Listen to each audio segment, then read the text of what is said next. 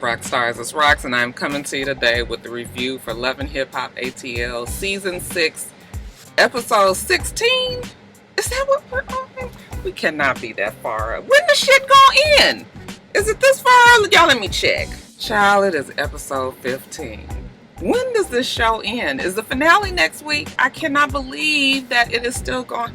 Anyway, you guys, before I get to the video, let me just say, I have had the most interesting day. Let me just say that the devil is busy. Oh, the devil is busy, child. But you know what? This is God's warrior right here. You ain't getting me, devil. Don't even try it. But child, I can't even tell you what the day has been like. It has been crazy. So let me get I'm trying to get my attention on this channel and this fucking video that I gotta do. But episode 15, I guess.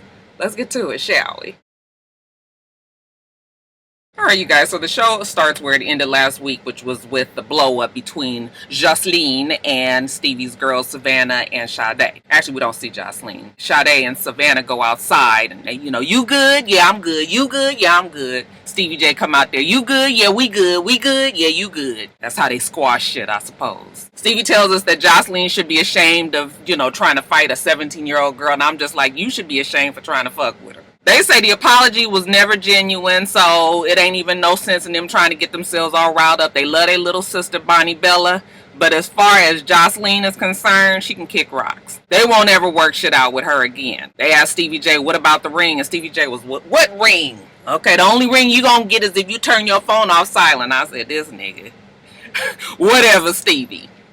Stevie made the ridiculous suggestion that Savannah or Shaddai was responsible for bringing Eva around Jocelyn. Those girls have just as much of a problem with that raggedy bitch as I do. No, you probably got the biggest problem with the Mimi. So anyway, she sits down with Savannah because she says that she's always had a really good relationship with Stevie J's kids. So now they're talking about Stevie and Jocelyn's fuck shit. And how Jocelyn had even asked Stevie J to marry him. Mimi is looking like, oh, these crazy ass folks. The foolishness is never ending.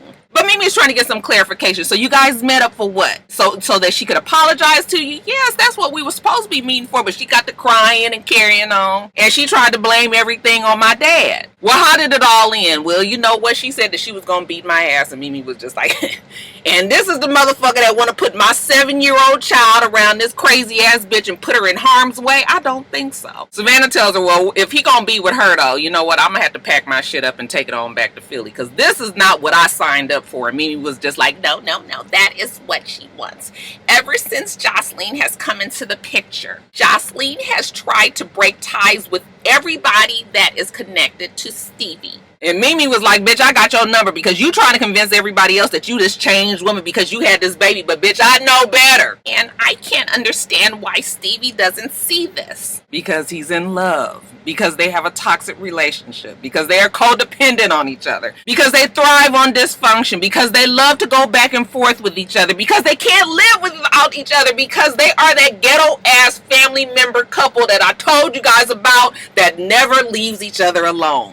That's why. So Mimi tells us that she's tired of talking about Jocelyn. That's all it seems like she and Stevie J does these days. So she meets with Stevie and she tells him, I'm here because Savannah came and talked with me and I'm just a little bit concerned. He said, Mimi, don't even worry about it. It wasn't much, okay? Yeah, shit got a little loud, but it ain't that big of a deal. He trying to downplay it. But Mimi says she also told me that she proposed to you. And then we get the little flashbacks of all the times that rings have been exchanged between these three. And Stevie J was just like, oh, it ain't nothing but a friendship ring. Okay, we wasn't getting married. You remember friendship rings, don't you? Maybe you need a friendship ring too. I was just like, nobody takes that fucking Mimi seriously. You better watch out, Stevie J. You gonna get mad Mimi in a second. So then she starts talking about how, Jocelyn has apologized to her so many times. But you know what? I don't believe anything that comes out of that hoe's mouth, and neither should you. Again, Stevie J tries to downplay it. You know what? It's whatever. It's all good. You ain't got to get all riled up about it because Stevie J wants to keep everything peaceful, he says, for the sake of Bonnie Bella. So Mimi lays it on him that she went to court to get that restraining order like she said she was, but she couldn't do it because the court told her that the only way she can get it was if Jocelyn had physically harmed her 7-year-old child. And since she didn't, she's shit out of luck. Now she don't even trust Stevie J because he can't seem to leave the bitch alone. Okay, he was just like, and she was just like, what, Scooby-Doo? Yeah, Stevie J likes to play dumb, but he knows exactly what I'm talking about. Him putting our daughter in Jocelyn's presence after he promised that he wouldn't. He says, listen, I'm all about positivity, okay? And that's all I'm ever going to be about, being with my family, being positive for my family. So you ain't got to worry about nothing else, like I said. Don't nobody take me so fucking seriously. It's a shame, actually, that they got to deal with Jocelyn for the next, I guess Mimi at least will have to deal with her for the next 11 years. Too bad. All right, you guys, so we see Tommy and she is still trying to sell off this titty sweat she's passing on.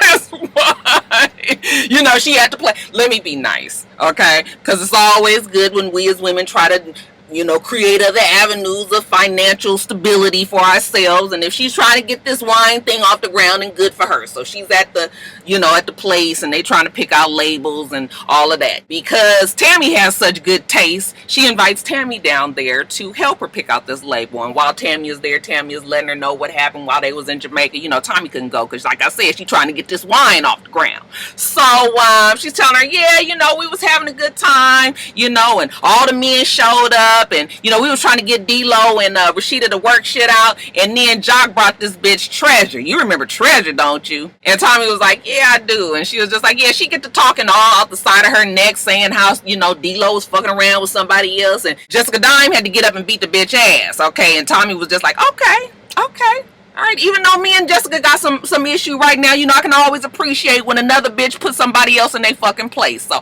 maybe we can agree on some things. And Tammy says, well, I'm glad that you feel that way because I really feel like you guys need to talk and try to get past whatever the issues you guys have. And Tommy says, you about right. I'm willing to come and talk to her as long as she keep it 100 with me, because I can't really worry about that. I got other shit going on with my mama. So then they get to talking about their mamas and how fucked up their mamas are. Well, Tammy mama not fucked up no more. She used to be fucked up. She used to smoke weed and be gone for a long time. But Tammy says, but we got through that. She took accountability for what she did and now we good. Maybe your mom should talk to my mom. And Tommy get the, she get the little tears and, she was just like, yeah, I know I need to work it out and I need to fix it. And Tammy was like, yeah, because how you gonna know what kind of woman you are if you and your mama can't even agree on certain things? Okay, so yeah, we gonna have this meeting between Jessica and Tommy. Okay, so we see Jessica and Rasheeda. They are at this location where they're going to meet with Tammy and Tommy. And Rasheeda, she tells us that she was real impressed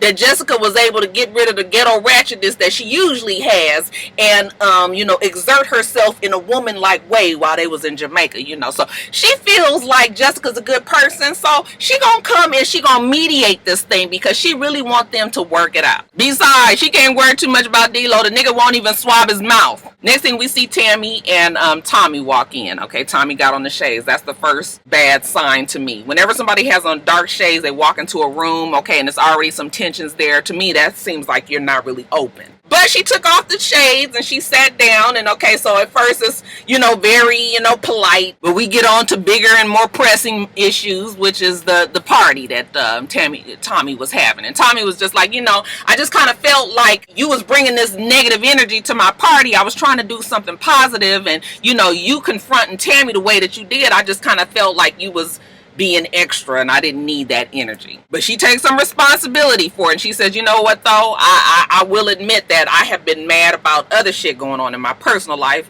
specifically my mama, and maybe I do take out my dramatics on innocent people who don't really deserve it, okay? Because my feeling be like, anybody can get this work. Okay, shit was going good until she said that. Jessica was just like, wait a minute, no, I can't get this work. You talking about me? No, bitch, I can't never get this work. And Tommy was just like, wait. You can get the work too. Okay, all of a sudden the shit just goes bad. Tammy and Rasheeda's trying to calm them down, and they get to arguing back and forth. Next thing you know, we got full-blown security rushing in, and I'm sitting there looking like, what?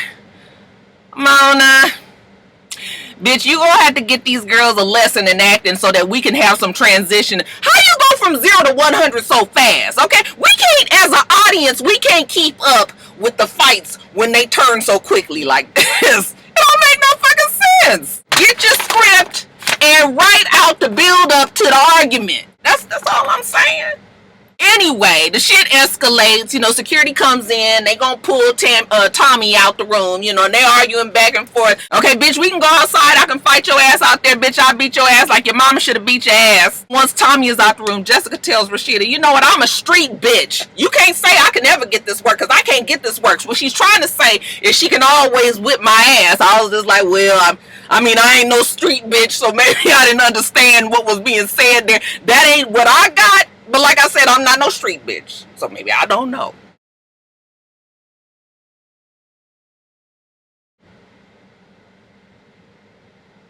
Yeah, we gonna get through these frost facts, and I'm never gonna bring my voice above here. You hear where it is right now?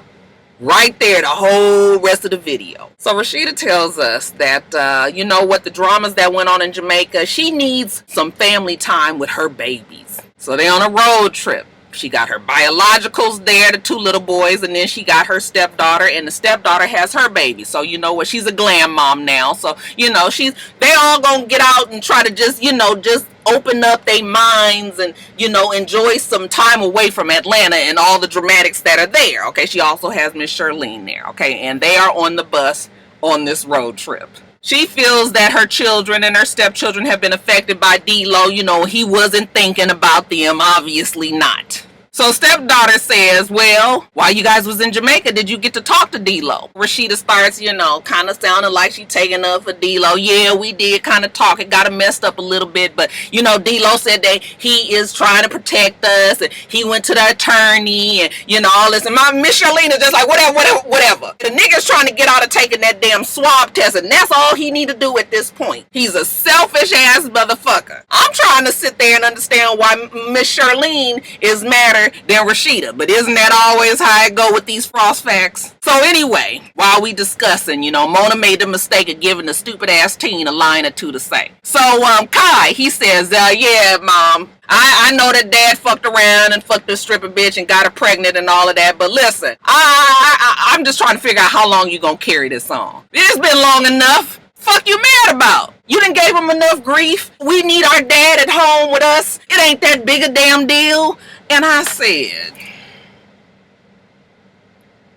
Mona, bitch, what the fuck is going on? See, this is why I really hope that this is an act. Because why do you have a child who does not even think about the fact that your father supposedly impregnated another woman outside of his marriage, and all you can think about is how tired you are that your mom is carrying this out with no regard to the fact that she might be hurt. Now I know teens are selfish. I got 2 stupid ass teens at home myself. Love them to death. But listen, now you ain't got to be no fucking genius. 16, 15, 16 years old, you are old enough to realize that your father ain't shit, ain't never gonna be shit, ain't never was shit. Don't sit up here and have this boy saying some craziness like that. And then Rasheeda was just like, oh, so you're not even thinking of... She didn't even get mad. Again, Miss Charlene is madder at the boy than Rasheeda. But everybody is giggling and laughing. The boy is laughing when he says it. That's why I'm just praying to the good Lord Jesus that this isn't an act. Because it is so fucking retarded. Did I get my voice up high? I'm trying to keep it level, y'all. So whatever. They're gonna try to get on this trip and enjoy themselves. They get to the location where they are, and it's a nice place, and they go out on the balcony. Oh, look how nice it is out here. Okay, it's pitch fucking dark. We can't see shit. It ain't nice to us. Then all of a sudden she hears what might be a waterfall or something, and she looks down, and who should be down there? That black ass motherfucker D-Lo, okay? We wouldn't even have seen him if he had his eyes closed. I can't stand this motherfucker. I cannot, you guys. And so he's just standing down there just sort of like, well, Rasheeda, And she's just like, oh, really? This is what y'all call my vacation. She can't get away from the nigga. He like fucking mold in your bathroom. I guess she figured if you can't beat him, she might as well join him. So they sit down, okay, outside on the deck. It's all of them. Kids, everybody. After we find out that Kai's stupid ass invited them down there, you know, D-Lo sits down to tell them that, you know, Rasheeda, like, I'm just gonna give you this paperwork because I want to protect you and I don't want nobody to come after you. So he hands this paperwork to her and she's just like, well, what is this? It's separation papers, okay? In front of the kids. Okay, his 15, 16-year-old son, his baby, his other stepdaughter, they damn grandbaby, the fucking mama-in-law. Yo, why they doing this to us, Mona? You really trying to do? Listen, today we can't do it. We can't do it every fucking week. These fucking false facts get stupider and stupider. Now all of a sudden, Rasheeda, well, what, you giving me this before I can give it to you? Well, how stupid do you feel? You didn't let the nigga blindside you and give you some separation papers under the guise of, you know, he's trying to protect you. Why the fuck he ain't trying to protect you by fucking taking this damn test? Even the stepdaughter has sense enough to, you know what, I'm gonna take the kids upstairs. Please take them upstairs. But what difference does it make? We gonna see the shit on TV anyway. So she take the kids on. My voice. Oh, let me bring it down. So she takes the kids upstairs. Miss Charlene is still trying to get clarification on what is happening here. He goes on and explains he doesn't want to be a financial burden, you know, and if he is indeed the dad, he wouldn't want Jasmine to be trying to come after Rasheeda. Why would she come after Rasheeda financially if you are not the dad? You keep on saying that you're not. So it's making no sense, okay? And Miss Charlene was just like, the most important thing is you need to take the DNA test. Here you go, fucking face. No, the most important thing to you is I take the DNA test. But I don't go telling you what to do in your fucking life, so don't go telling me what to do. So all of a sudden, D-Lo and Miss Charlene is arguing. Fucking Rasheeda is still sitting there just looking like she don't know what to do with her.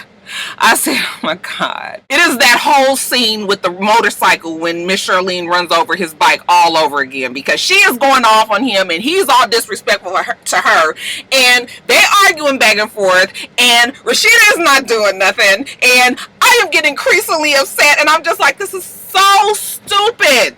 The false facts. The false facts. He gets up and he walks off because he can't talk to his wife, even though he brought all this in front of everybody. It's just dumb. And it's really sad, actually. Child, I really hope that this is an act. Because if it isn't, boy, that Rasheeda, child, I can't. Alright, you guys, let me get off of here. I can feel my heart beating a little too fast, throat hurting, out of breath. Let me calm it down for this damn Basketball Wives video, and that is not going to be no better. When we get it together, you guys, make sure that you rate, comment, and subscribe to the channel. I'm itsrox, the channel is for itsrox, and everything else I do will be in the bottom bar. Alright, so I hope that you have a wonderful, wonderful rest of your day. I plan on doing the same. Until next time, Roxstars. Bye.